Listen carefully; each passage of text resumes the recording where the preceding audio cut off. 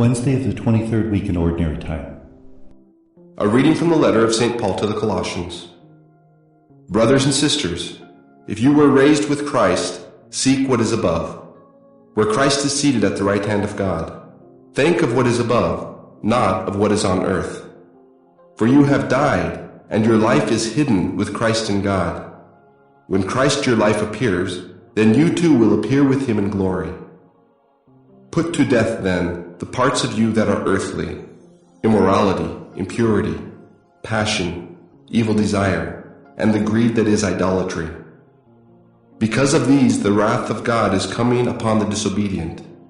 By these you too once conducted yourselves when you lived in that way, but now you must put them all away: anger, fury, malice, slander, and obscene language out of your mouths. Stop lying to one another. Since you have taken off the old self with its practices, and have put on the new self, which is being renewed for knowledge in the image of its Creator. Here there is not Greek and Jew, circumcision and uncircumcision, barbarian, Scythian, slave, free, but Christ is all and in all. The word of the Lord. The responsorial psalm. The response is, "The Lord is compassionate toward all his works." Every day will I bless you, and I will praise your name forever and ever. Great is the Lord and highly to be praised. His greatness is unsearchable. The Lord is compassionate toward all his works.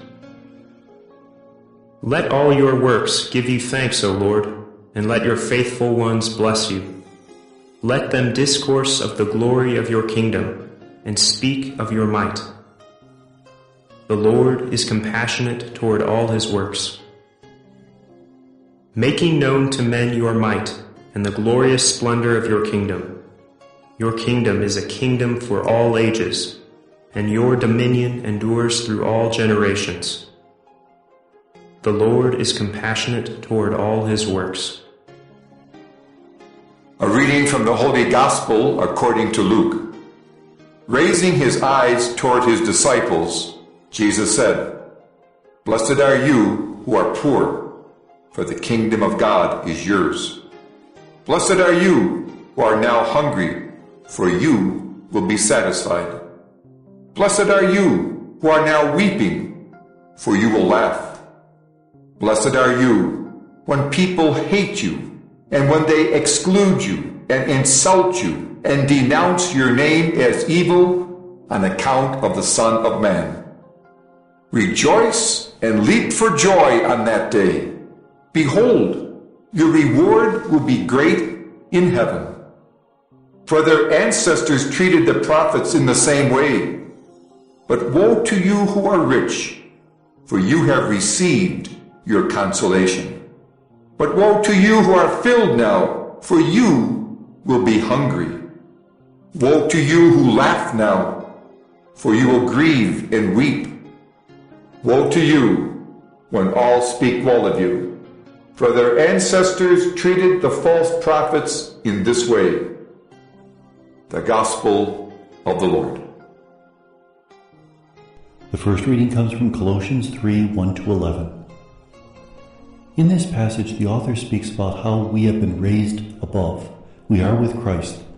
And if that is true, then we should live a heavenly lifestyle, a spiritual lifestyle. We should reject those things of the earth which drag us down. Now, when the author says earthly, he's not referring to creation, as if creation is bad, because remember we heard yesterday that Jesus was incarnate. He took our nature upon himself, and he was good. He was, in fact, above all principalities and powers.